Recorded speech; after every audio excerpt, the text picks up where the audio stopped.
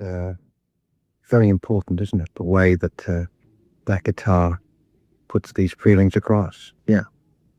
When did you first run across him? Does that go way, way, way, way back? 66, 67? Oh, yeah.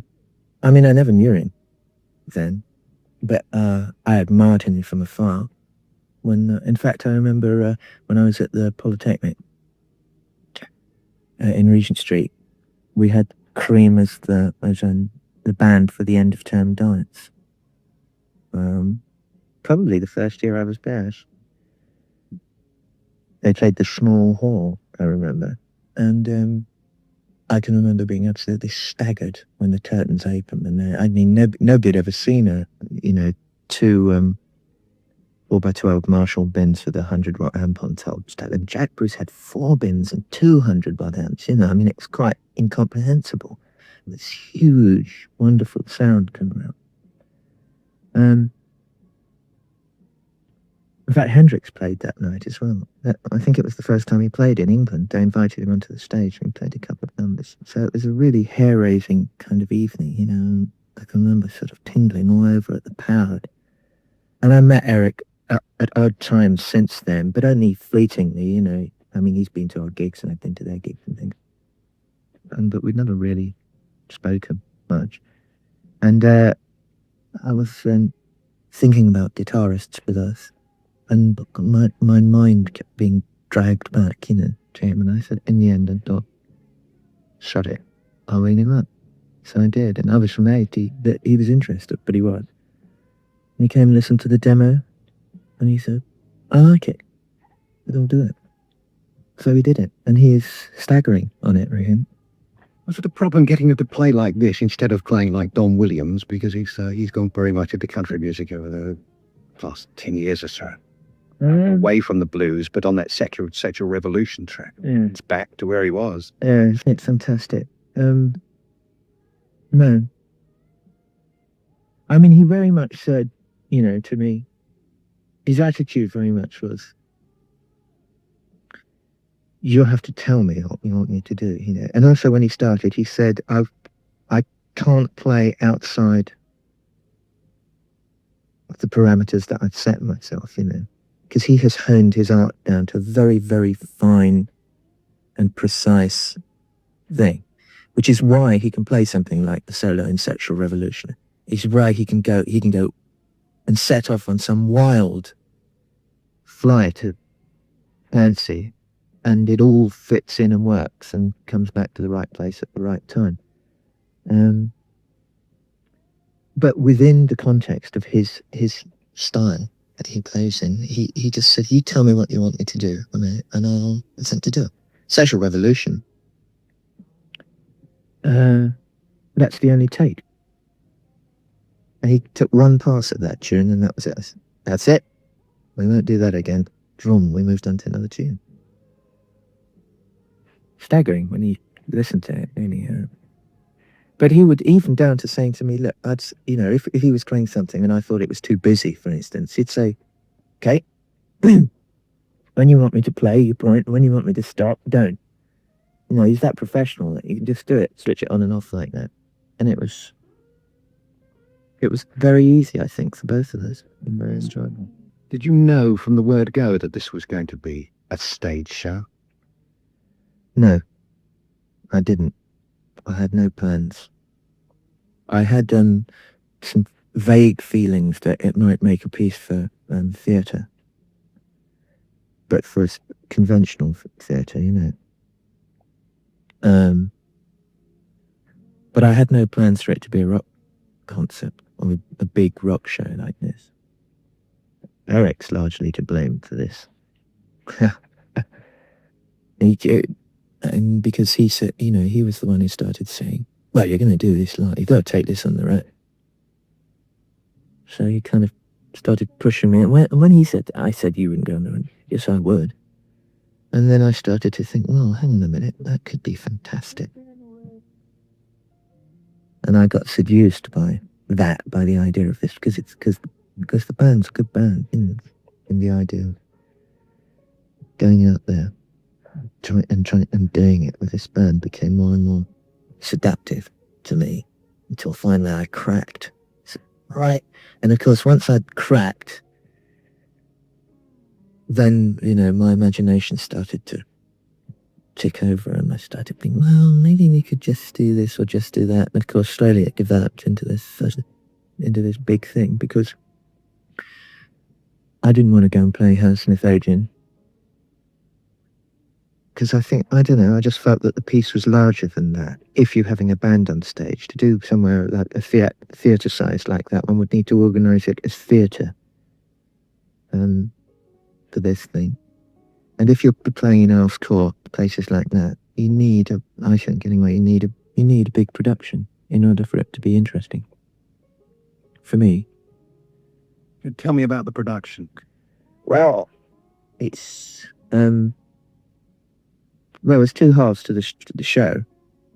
The first half of the show is in a bunch of old tunes. I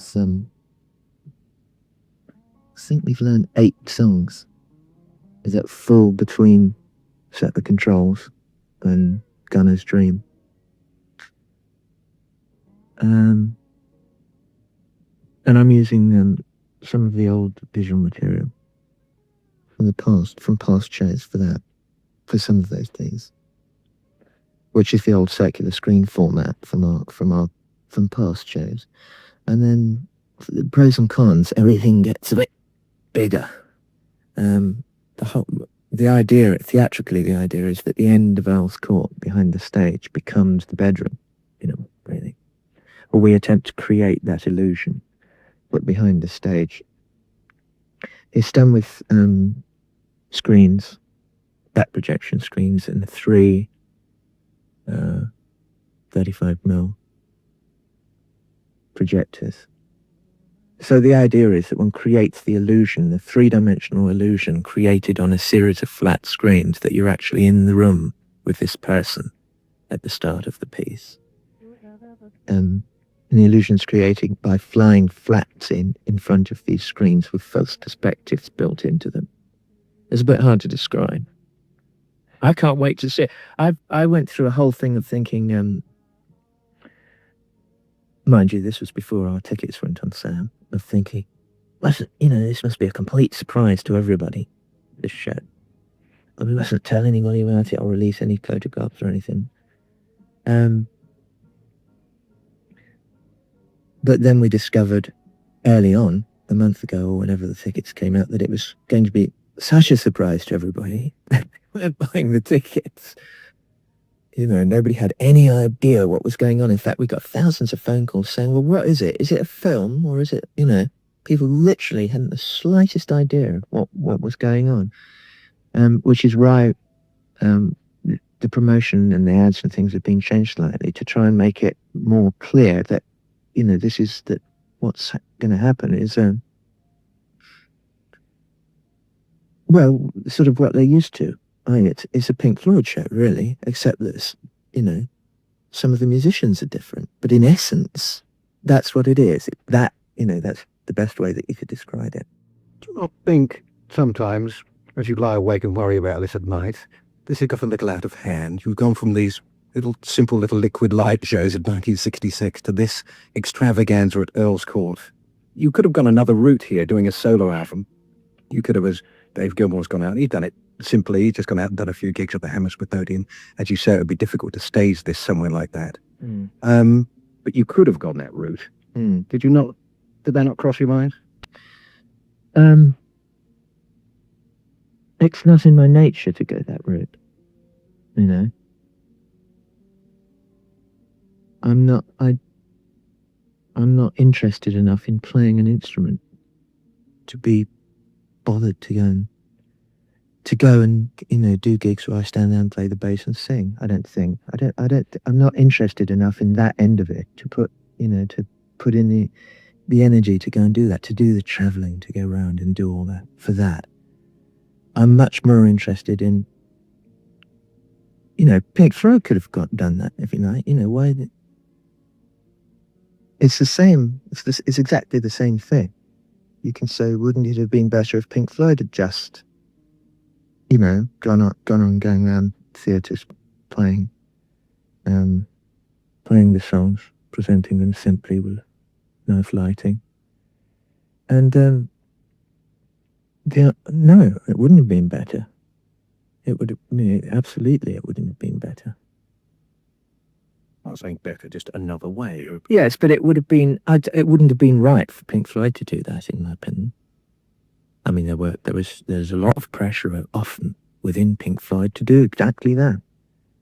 From Dave, among other people, he often did, resisted my theatrical ideas. Partially because they cost a lot of money. They cut down your profit margin. And my theory always was, well, yeah, but, it's fun.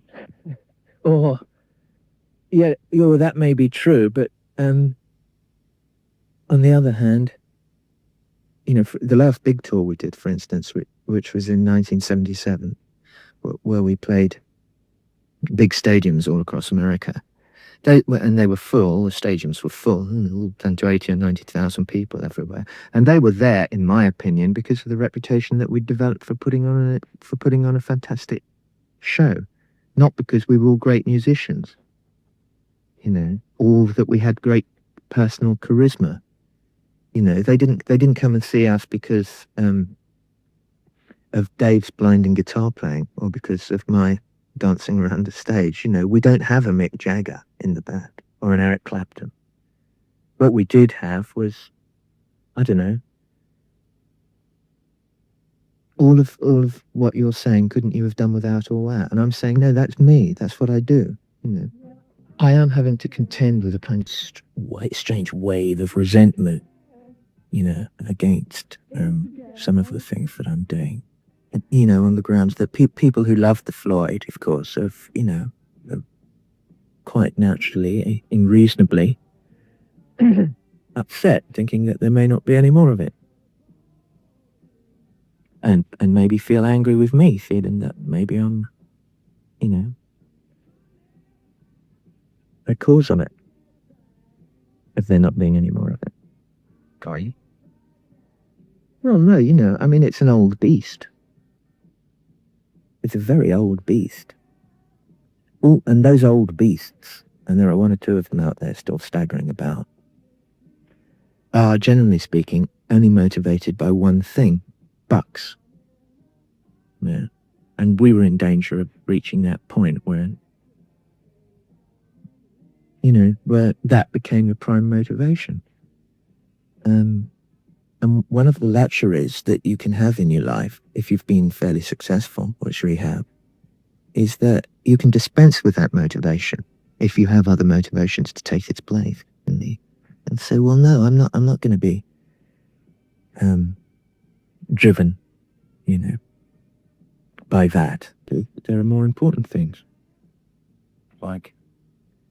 Well,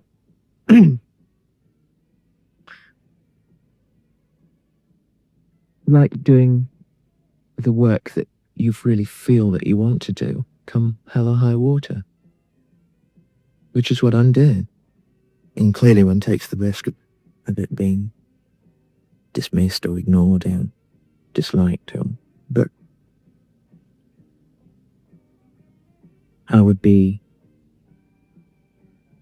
never forgive myself if I didn't take that risk at this point and went on taking the soft option.